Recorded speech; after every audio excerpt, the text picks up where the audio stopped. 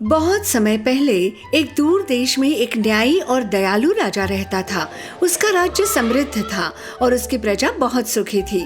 इस प्रिय राजा की 12 बेटियां थी, जिनमें से प्रत्येक दूसरी से अधिक सुंदर थी। 12 राजकुमारियां महल के बगीचों में फूल चुनती, संगीत बजाती और चित्रकारी करती। वे सभी शालीन, दयालु और प्रतिभाशाली थी। दिन के समय वे आनंद पूर्वक बिताती और शाम को जल्दी अपने कमरों में लौट जाती। लेकिन उनके पिता राजा लंबे समय तक हर सुबह अपने बेटियों में कुछ अजीब देख रहे थे। भले ही रात को उनके कमरे बंद कर दिए जाते, लेकिन सुबह सभी राजकुमारियों के जूते घिसे पीटे, फटे और गंदे मिलते। उनके पिता उन्हें नए जूते खरीदते खरीदते थक गए थे, क्योंकि 12 राजकुमारियां कुछ ही दिनों में नए जूते भी खींच देती थी। न तो राजा और न ही महल में कोई इस रहस्य को समझ पाया था। एक दिन राजा ने अपने सलाहकारों को बुलाया और पूछा इस रहस्य को सुलझाने के लिए क्या किया जाना चाहिए, लेकिन किसी के पास इसका कोई जवाब नहीं था। राजा को डर लगने लगा कि कहीं उसकी बेटियों के साथ कुछ बुरा न हो जाए। अंततः राजा ने महल में घोषणा की, जो कोई भी घिसे हुए जूतों का रहस्य सुलझाएगा उसे मनचाहा इनाम मिलेगा। ये खबर पूरे राज्य में तेजी से फैल गई। कई राजकुमार, रईस और बहादुर युवक रहस्य सुलझाने के लिए महल में आए। हर किसी ने राजकुमारियों के कमरे में 3 रातें बिताई, लेकिन उन्हें कुछ भी पता नहीं चला। सुबह वे थके हारे और बिना किसी जवाब के महल से लौट आए। कुछ लोगों का कहना था कि राजकुमारियां रात में कभी कमरे से बाहर नहीं निकलती थी, फिर भी जूते घिसे हुए थे। एक दिन एक बहादुर और चतुर सैनिक ने राजा की घोषणा सुनी। उसने महल जाने का फैसला लिया। रास्ते में उसकी मुलाकात एक बूढ़ी औरत से हुई। औरत ने उससे पूछा कि वो कहाँ जा रहा है। सैनिक ने उसे राजा की घोषणा के बारे में बताया। सिपाही के अच्छे हृदय को समझकर बूढ़ी औरत ने उसे एक जादुई कोट दिया। ये कोट तुम्हें अदृश्य बना देगा, लेकिन याद रखना, ईमानदारी और धैर्य से ही तुम्हें विजय मिलेगा। सिपाही ने बूढ़ी औरत को धन्यवाद दिया और महल पहुंच गया। राजा ने उसका गर्मजोशी से स्वागत किया और उसे नियम समझाए।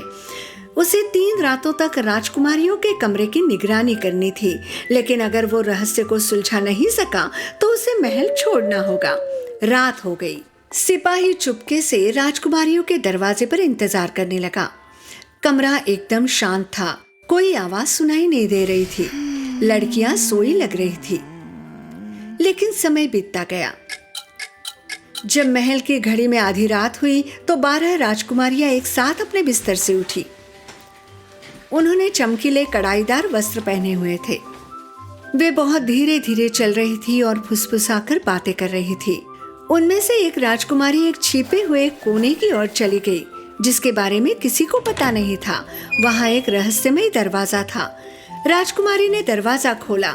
दरवाजे के पीछे पत्थर की सीढ़ी नीचे की ओर जा रही थी। सभी बहनें अपने सुंदर गाउन और नए जूतों में एक एक करके सीढ़ियों से नीचे उतरने लगी। सैनिक ये सब देखकर अपनी आंखों पर विश्वास नहीं कर सका। उसे तुरंत बूढ़ी औरत ने दिए कोट की याद आई।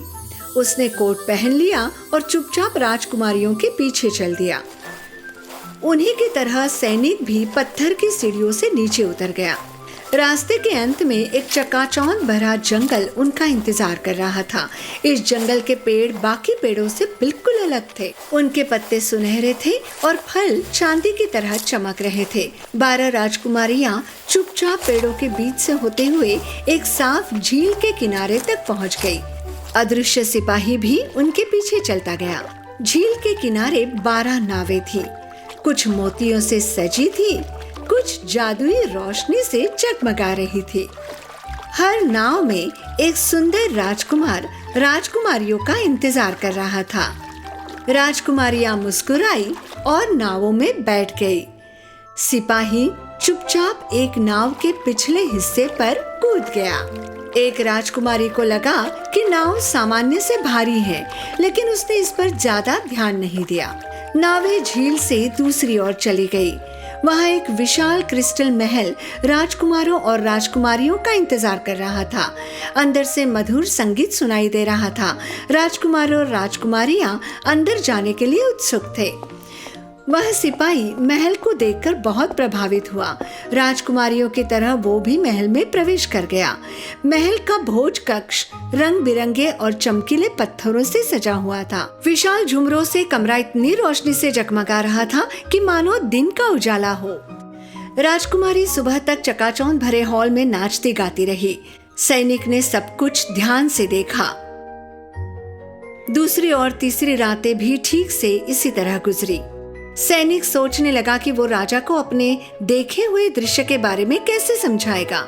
सबसे पहले उसने सोने के पत्ते लिए, फिर उसने महल का अनोखा क्रिस्टल ग्लास जो कहीं और नहीं मिलता था अपने थैले में रख लिया। उसे पूरा यकीन था कि वो इन्हें राजा के सामने सबूत के तौर पर पेश कर सकता है। तीसरी रात की सुबह राजकुमारियां पत्थर की सीढ़ियां चढ़कर गुप्त द्वार से अपने कमरे में लौट आई।